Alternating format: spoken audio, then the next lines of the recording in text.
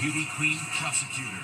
What we're just now learning about Trump's hand-picked U.S. attorney who brought the indictment against the former FBI director. Her pageant past revealed with Charlie Kirk's widow. Then, mega dentist uproar. Make your smile great again. Did she really turn down the laughing gas for patients who didn't like Trump? Or was it all a big joke? And Selena Gomez wedding secrets. The wedding venue, where the guests are staying.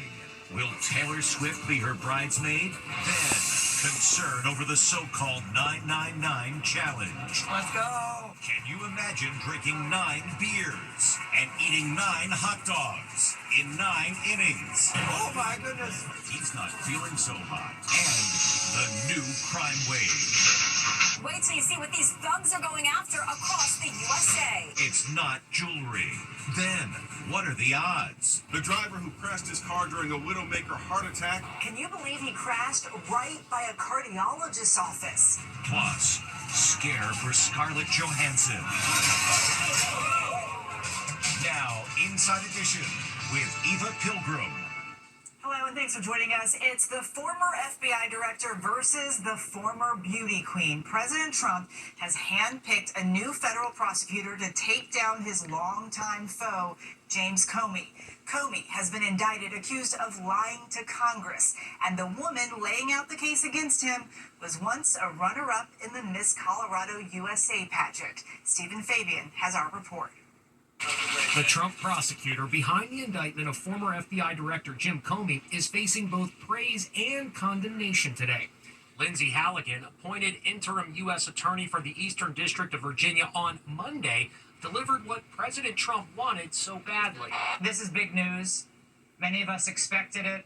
I think it's long overdue. This is a Mad King picking off each of his political enemies. Today, as Trump headed to a golf tournament with his granddaughter Kai, he brushed off the criticism that he's on a revenge crusade. Is this more about justice or is it about revenge? It's about justice, really. It's not revenge. It's about justice. It's also about the fact that you can't let this go on.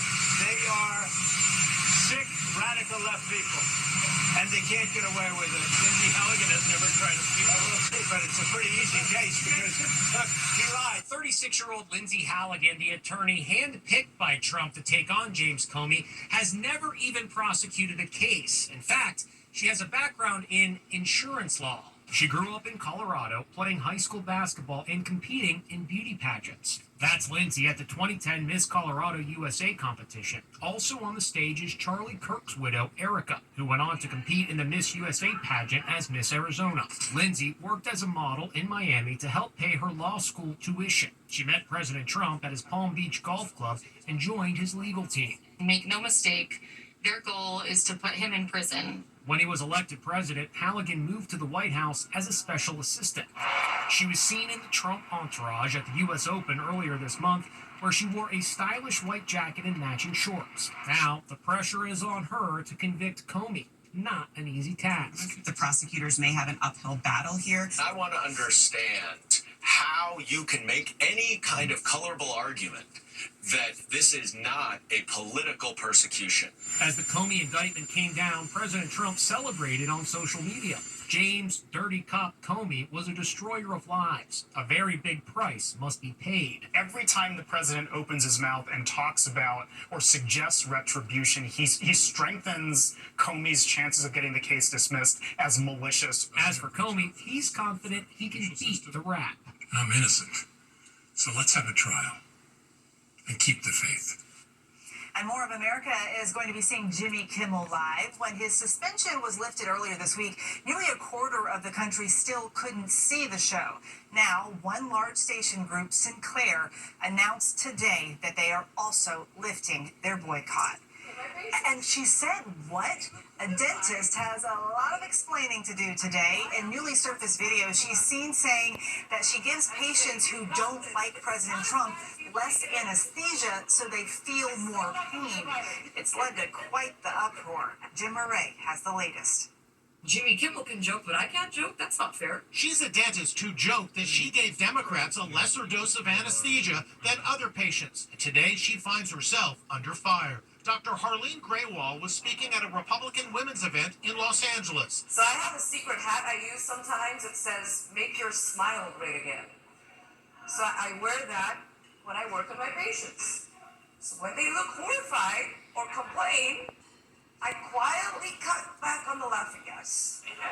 Dr. Graywall made the remarks last year, but the video just surfaced on social media. Reaction has been swift. She must lose her license. Insanity, one guy posted. And this, she's going to need some laughing gas when she realizes it ain't funny no more. Dr. Graywall says people who were never patients are posting negative reviews. It's really not possible to torture one patient without the others knowing that you're torturing them, okay? My utmost and topmost priority is to make sure that my patients are comfortable and that they love going back to the dentist. Dr. Graywall has had to hire extra security because she says her patients and staff are being harassed. The backlash has even impacted a dental practice in Chicago with the same name, Skyline Smiles, but they have no connection to Dr. Graywall. Our staff are receiving emails, we're getting DMs, pretty tough things to see and read and hear. That dentist was definitely not us. She's not my partner. She's not a colleague of ours. We are not affiliated anyway. We've never met. Meanwhile, Dr. Graywall wants people to know she really was just joking. Absolutely no room for torturing anyone. That is not what we're about. The California Dental Association says while they support free speech, Dr. Graywall's comments, even if intended as a joke, still do not reflect the standards of the dental profession.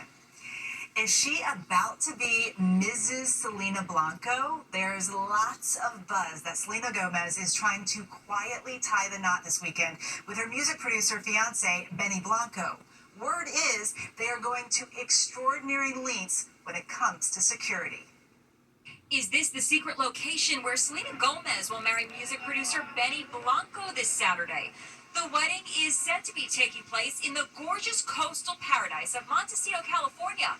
A massive white marquee has just gone up on this private estate in the ritzy enclave. Also being brought in shrubbery and palm trees to help ensure privacy. Celebrity guests are rumored to be staying at the sold-out luxury El Encanto Hotel, where rooms go for $2,800 a night. Selena is keeping guests in the dark about the exact location of her nuptials. Security has been hired for $300,000 for the three-day event. Guests will be required to leave cell phones behind. On the guest list, Selena's co-stars from her TV show Only Murders in the Building, Martin Short and Steve Martin. 2 weeks ago, Selena gushed about her wedding plans to Jimmy Fallon. Selena, you're getting married soon. Are you having fun planning? It's wonderful. I'm very lucky. It's going well. I'm so excited. Yeah. Will bestie Taylor Swift be a bridesmaid? Taylor's fiance, Travis Kelce, is expected to be a no-show. His Kansas City Chiefs have a big game at home this weekend.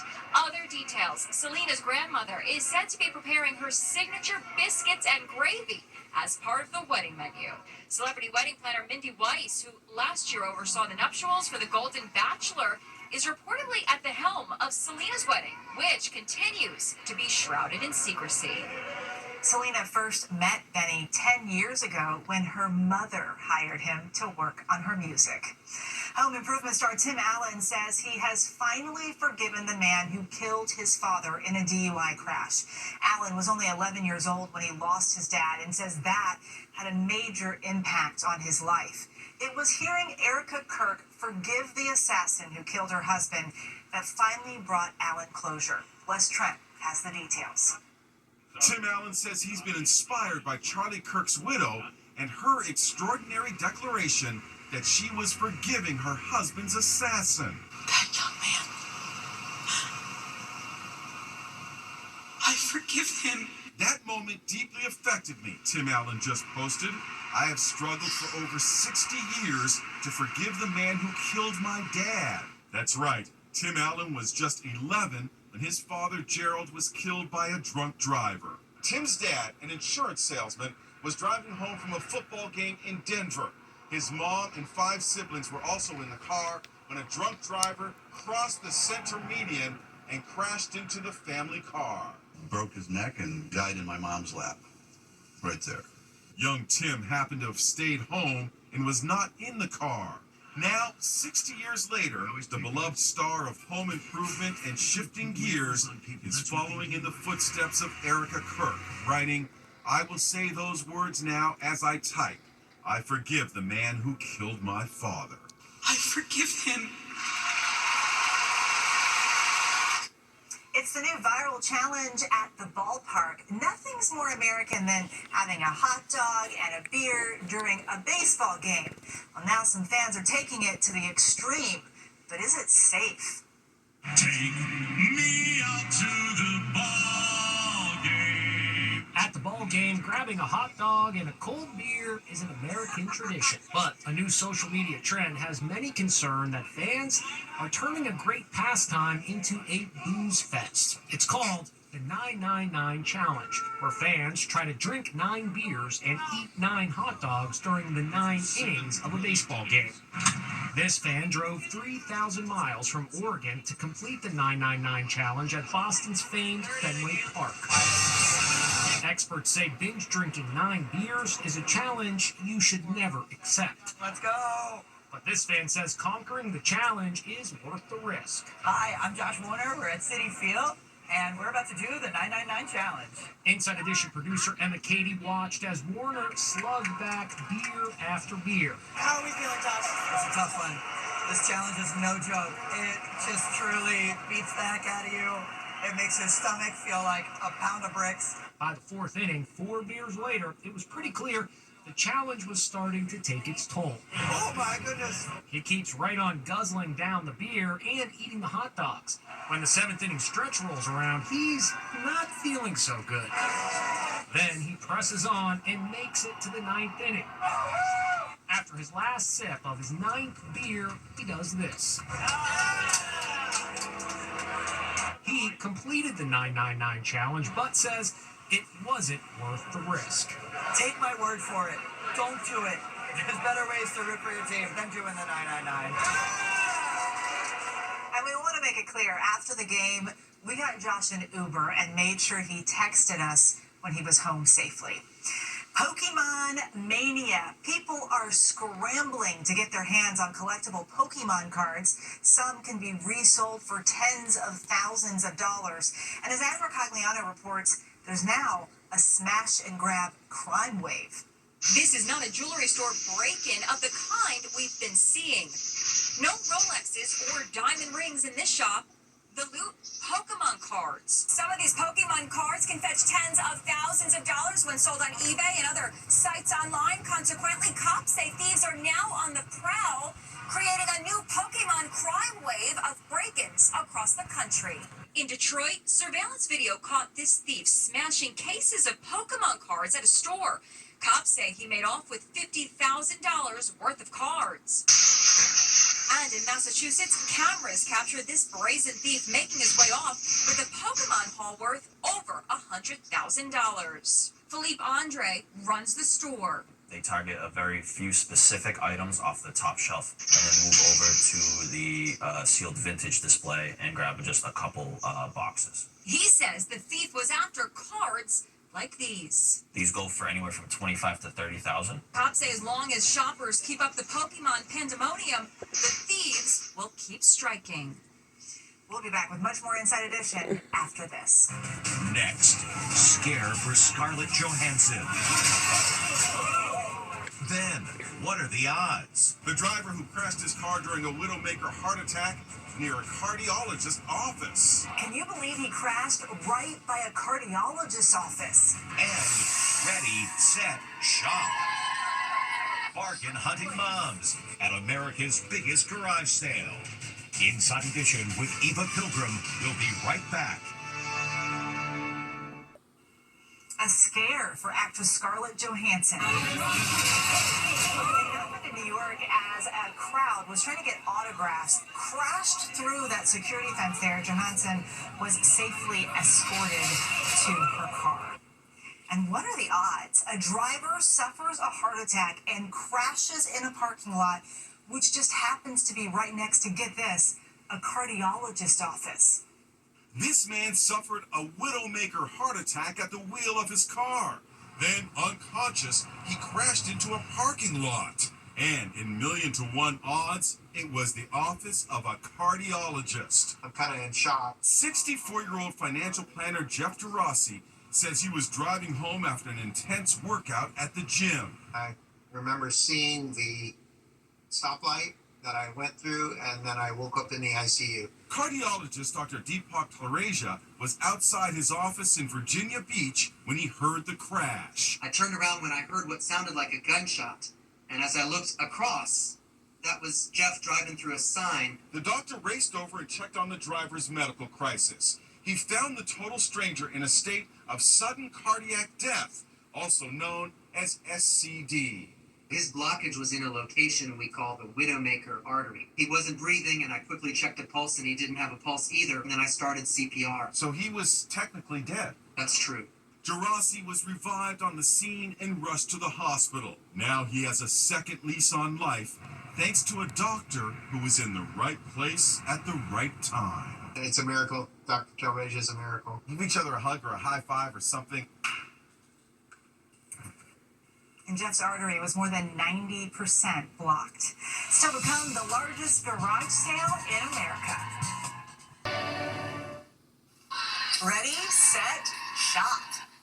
These ladies are ready to shop. 3, 2, 1, And they're off, armed with wagons. They race to find the best deals on toys, school supplies, kids' clothing, books, and baby gear. These are the cutest little Nikes. They look brand new, and they're $8. Mom of 4 Brittany Scanlon scored the deal at the country's largest pop-up garage sale, where gently used items are 50 to 90% off retail prices. More than 500,000 items are for sale inside this 70,000 square foot expo center outside Philadelphia. Lauren LaManna is shopping for her toddler son.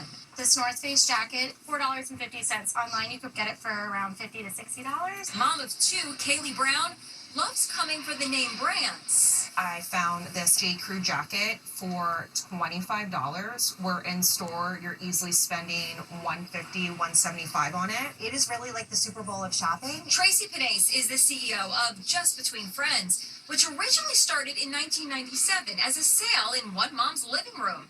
Today, it's a $53 million business with 150 stores across 33 states. Not only are parents saving money, they're saving time because they're able to get all the things in one place at one time and no shipping, and it's faster than Amazon because you can get it and you can go home. For information on how to find one of these sales near you, come to InsideEdition.com. Coming up, nightmare for a bride minutes before saying I do. Finally, a bride's major oops moment. Disaster as the groom lifts his bride-to-be off her feet for a photo.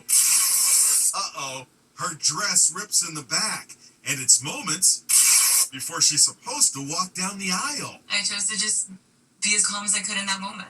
Samantha Cicconi's guests came to the rescue. First, they used safety pins to pull the dress together. Then it's stitched up with a needle and thread. We're almost there. All while Austin the groom looks on. At last, Samantha is ready to say I do. More photos followed at sunset. And here's that fragile wedding dress. I still have some of the pins. What a memory. We'll see you next time.